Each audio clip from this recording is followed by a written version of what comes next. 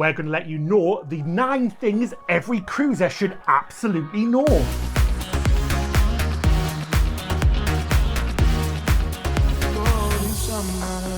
Ahoy there, cruisers. We're Cruise with Ben and David, and we are Ben and David.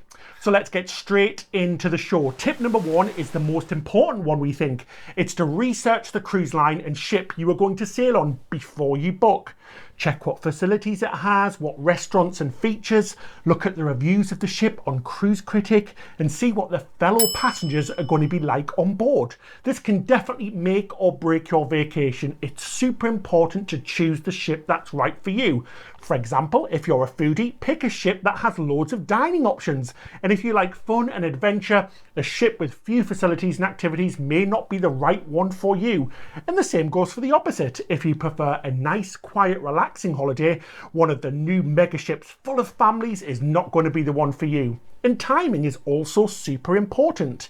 If you cruise when the kids are on holiday, expect to see tons of families, and things like weather as well.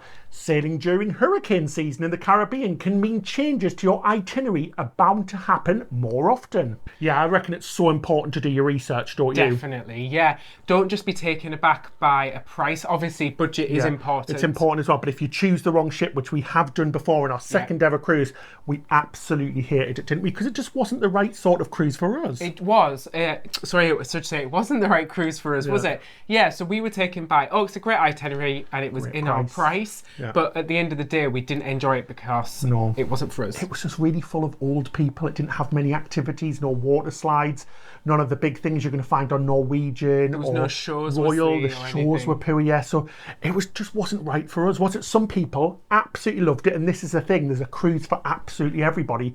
Old people, younger people, seriously, there's a cruise for you. So let's move on now to tip number 2, and this is about all the extra costs on the top of your cruise fare.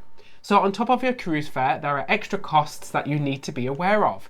First of all is shore excursions, and these can be really, really expensive.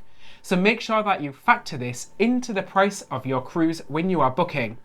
This can cost anywhere from about $30 per person to upwards of $200 for each excursion in each port, so this can really, really add up. We prefer to do DIY excursions using local transport options as well as local excursion operators.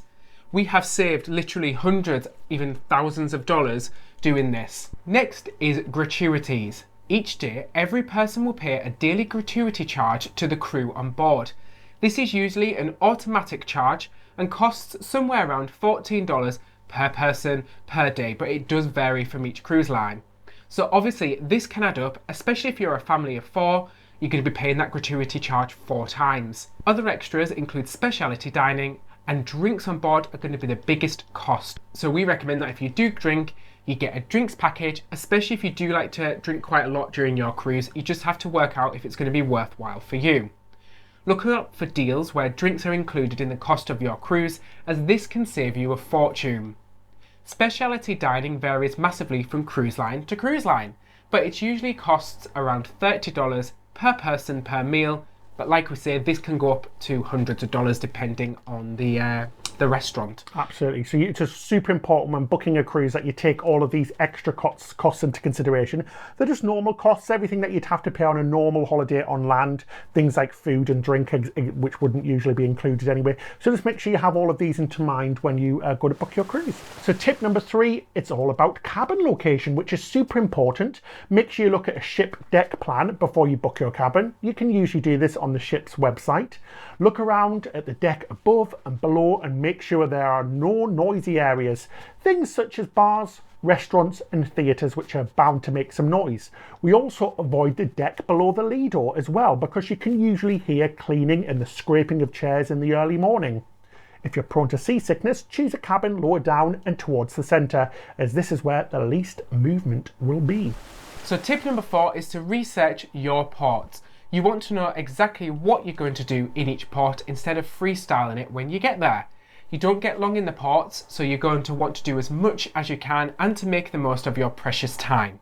Look at sites such as TripAdvisor or Cruise Critic to see what there is to do in the port. Look at local taxi companies and tour operators, as these can save you big bucks, as we mentioned in the earlier tip. Next up is tip 5. Pack a small bag as a carry-on on embarkation day with a change of clothes, swimsuits, sunblock or any other essentials, as your bags may not get to your room till after your first dinner.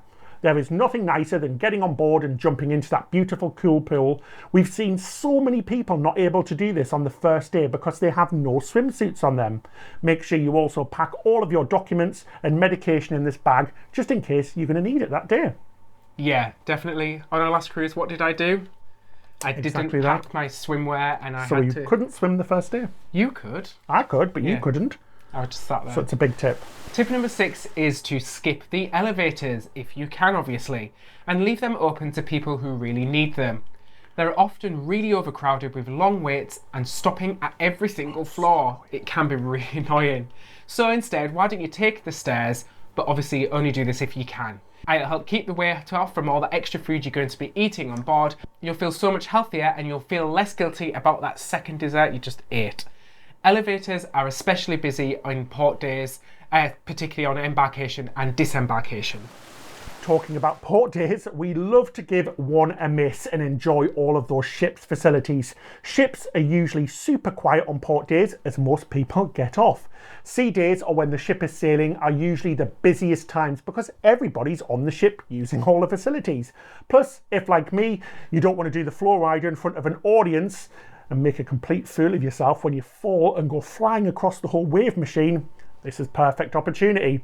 There really is a good chance to enjoy the ship when it's much quieter. Do all the things you want to without any long lines and having to wait all day. Enjoy the pool decks as well and the hot tubs because they're going to be so much quieter. We really recommend this. It's a super relaxing day.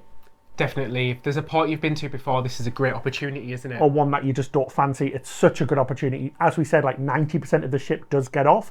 So you've got all of those wonderful facilities and entertainment things all to yourself. I just love sitting in the hot tub all day, just getting drinks. And it's just me and David in the hot tub, not like 70 other people. So it's like people soup. Yeah. It's so nice. You can just really enjoy those facilities. So moving on to tip number 8. And this may be something that you're not aware of, but the majority of ships have a jail or a brig, plus a hospital and a morgue. After all, these are really floating cities, and as such, cities have things like crimes and illness obviously do happen. Luckily, it's not very often, but if you do something that badly breaks the law, expect to be offloaded from the ship and thrown in the brig. Oh my God, it sounds like Star Trek. There's also full medical facilities on board too, complete with nurses or doctors and even operating theatres in cases of emergency. Ships even have an outbreak plan just in case illness does happen on board. Unfortunately, some people do pass away on cruises, especially those with older people, so a ship also has to have a morgue. Oh God, that's a little bit awful, isn't it? It's brought the tone down, isn't it, a little bit, I think. Oh, should we talk about something a little bit more happier? Yeah, for our final tip. Well, most cruise lines actually allow you to bring on alcohol on board. Usually this is 1 bottle of wine per person, obviously adults only, or you can give your kids them as well. Some cruise lines allow you to bring on soda and water as well, so make sure you check with your cruise line before you sail with them. We just love to have a drink in our cabin before we go out to dinner on an evening, and it can save you loads of money. You can even take a full glass of wine from your cabin to the restaurant, absolutely no extra charge at all. Cheeky, eh? Just remember a corkscrew, or if you forget, your cabin attendant will be happy to give you one for free as well. It's my favourite thing, having a drink in the cabin, isn't it? Pre-drinks before dinner. Yeah, just pop on some music, party away and enjoy life because you're on a cruise. You can hear that sea breeze and you've got Britney Spears. What did I just say? Britney Spears? I meant, very specific. Who's cool? Trying to think of somebody cool, but I can't. Yeah, so just take a look at the cruise line to see if you can bring anything on board because it does vary.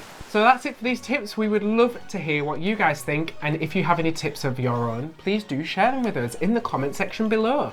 And we'd love it if you would consider subscribing to us and hit that bell button as well. We have so much fab content coming on this year. You really don't want to miss out, guys. You can also support us on Patreon, and this allows us to create even more content, and in return you get some awesome perks. Check out the link in the description below for a link to our Patreon as well. So that's it till next time. Happy cruising! So it's that time again for the joke of the week. Oh, we're still doing this. Yeah, I never kept them. What does one ocean say to the other when they meet? What does one ocean... Oh, nice to see you. No, nothing. They just waved. I like that one. I think it's funny.